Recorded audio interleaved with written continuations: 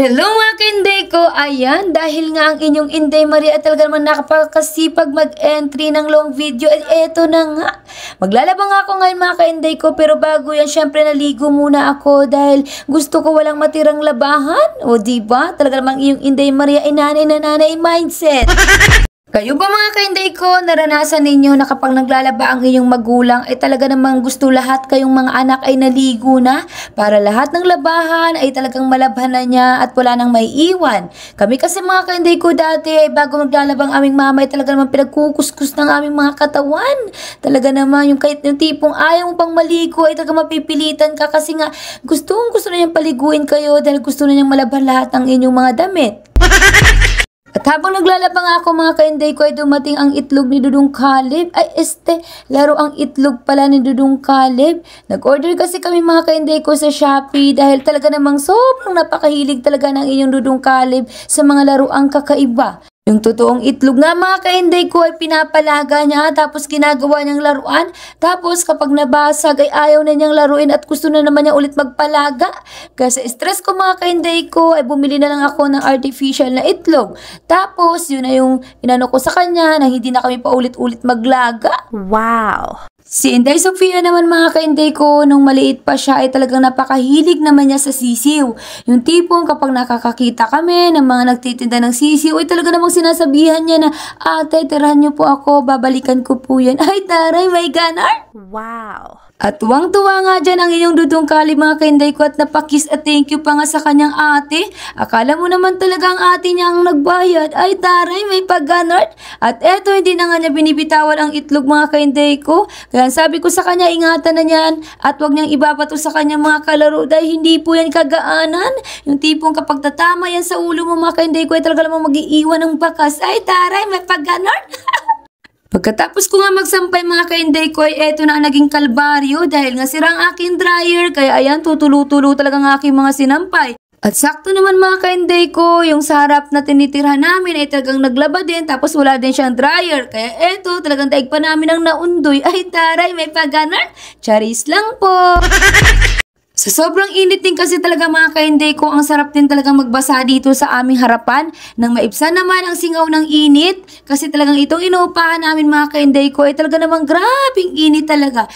Swerte na lang talaga mga ka-Inday ko na ngayong taong summer ay hindi na ganun kainit dahil nagkaroon na ito ng second floor.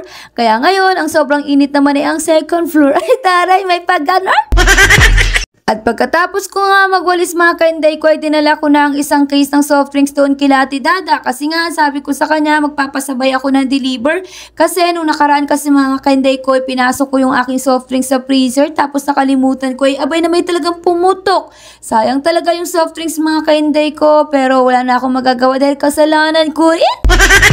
Sa sobrang init kasi mga ka-Inday ko yung mga soft drinks ko sa baba hindi na gaano lumalamig kaya ayun naglalagay ako sa freezer na kapag may gusto na bumili at sobrang lamig ang kanilang gusto ay meron ako maibibigay. Wow! At pag uwi ko nga mga ka-Inday ko sa bahay ay ito na ang iyong Dudong Caleb. Talaga naman pinakitaan ako ng gusto sa kanyang laruang itlog.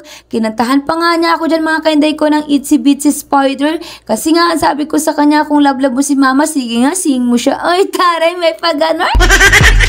At kung bago ka pa nga lang ngayon mga ka-Inday ko sa page ko, baka pwede namang palambing. Pa-follow po ng aming page at pa-share na rin po ng aming mga video. Malaking tulong po talaga sa amin mga ka-Inday ko ang pag-share ng inyong video para kahit papano ay makagain kami ng view sa ibang audience. Maraming salamat po talaga sa mga followers ko, non-followers ko na talagang masugid na sinishare ang aming mga video. At eto na nga mga ka-Inday ko, nakatulugan na ni Dudong Caleb ang kanyang itlog na hawak-hawak at tinangka ko nga yan mga ka-Inday ko kunin kaya lang talagang napakalaskas naman ang kanyang pakiramdam. Ay taray, may pag-ganar! Buti na lang talaga mga ka-Inday ko nakatulog siya uli. Kundi, ako naman talaga ang inyong Dudong Caleb. Mag-iiyak po talaga yan. At nung habang tulog nga si Dudong Caleb mga ka-Inday ko ay naisipan namin ni Inday Sofia na mag-entry na naman ako ng aking kambal edition sa labas. Ang sabi ko sa kanya, sakto, nakuha na namin lahat ng mga sinampay kaya wala naman nakaharang ng mga damit. Kaya eto, mag-entry na naman kaming dalawa. Ay taray, may pag-ganar! Tuwang-tuwa kasi ako mga ka-Inday ko sa mga kambal edition ko dahil talagang tumataas ang kanyang views kaya talagang hindi ko siya tinitigilan na pag-entry ko dito.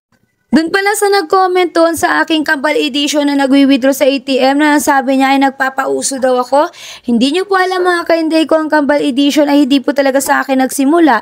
Nagaya ko lang din po ito sa mga kapwa ko content creator at syempre umentry na rin ako ng umentry. At nagkataon naman mga kainday ko na maganda ang aura nito sa akin ay taray may pag-ganon. Kaya talagang hindi ko na tinigilan kahit ano pa ang sabihin nyo. E-entry ako ng e-entry ng Kambal Edition mga kainday ko at hindi ako titigil sa pag-upload ng mga video dahil itong pagiging isang content creator ko ay talagang trabaho na ang aking tingin dito, kaya go lang po tayo, wag tayo magpapa-apekto sa iba. At nung kinagabihan nga mga kainday ko ay nagluto ako ng bagong alamang kasi nga merong dalang mangga naman talaga dito sa bahay at gustong kong kumain, o diba? Kaya dun sa mga kapwa ko content creator na gusto nyo gumawa ng mga long video, gawa lang kayo, mag-upload lang kayo ng mga kaganapan nyo, wag nyong iisipin ang sasabihin ng ibang tao. Hanggat nagtatrabaho tayo ng marangal sa pagiging isang content creator, wag tayo magpapa-apekto sa kanila. So, yun lang po. God bless!